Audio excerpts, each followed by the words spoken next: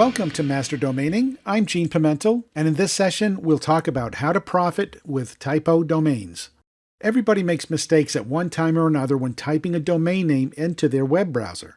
The result can either be a non-existent website in which you'd get a not found error message, or it could land you on a different website that you didn't intend to visit. This creates an interesting scenario for domainers in which accidental profits can be made.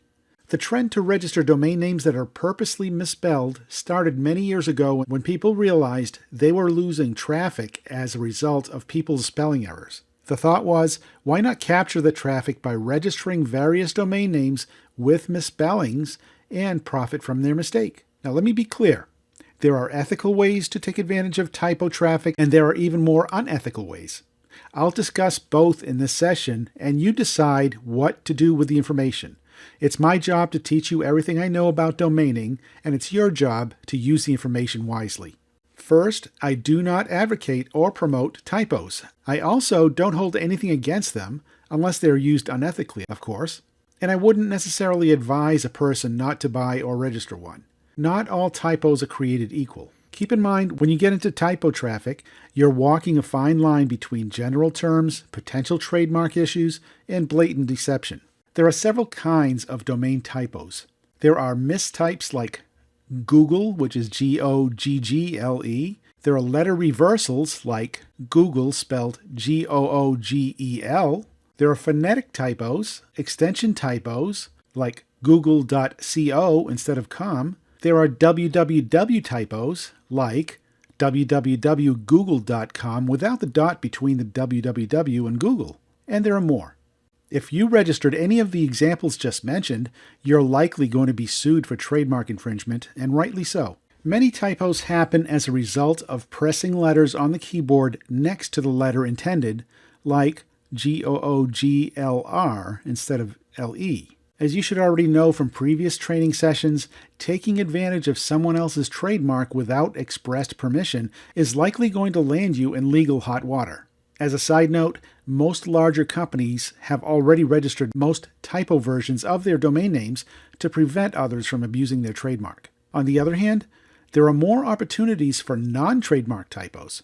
One fictitious example would be registering a domain like clearbluewater.com but using a D instead of an S at the end. That would take advantage of typo traffic intended for the real domain clearbluewaters.com. A phonetic typo is when a word is spelled the way it sounds rather than the way it's actually spelled.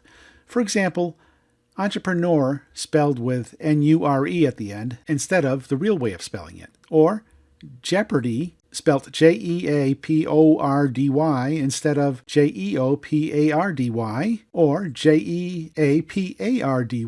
There are many different typos of the word Jeopardy, and it's a high traffic site. Some people purposely register typos of very well-known sites like Google.com because they know that even if they get a tiny fraction of the traffic, it could make them a lot of money in just a few days. Then they delete the domain registration before they get caught, then they move on to another. Another attractive feature of typo domains is you don't have to advertise or promote it. It just happens naturally. There are always lots of new opportunities with typo domains. Whenever something big hits the news, entertainment, or technology worlds, registering a typo domain close to what they're using can get you massive amounts of traffic.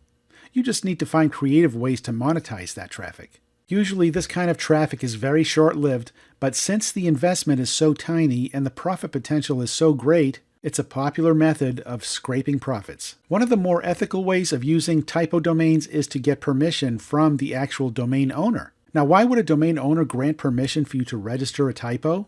One reason is if you establish an affiliate relationship with the owner and you're using the typo domain to promote their product or service. In fact, permission is rarely needed in this scenario unless it's a potential trademark infringement. You as an affiliate have great potential to earn more commissions automatically just because people type the domain name incorrectly. Another method of taking advantage of typo domains is to install a very simple web page with an opt-in form on it, giving away a freebie to the visitor.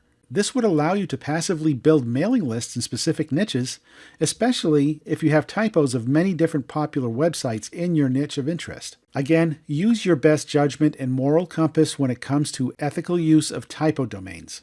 Lastly, If you own or manage a very popular website, you should register the most common typos of your domain name to prevent traffic leaks.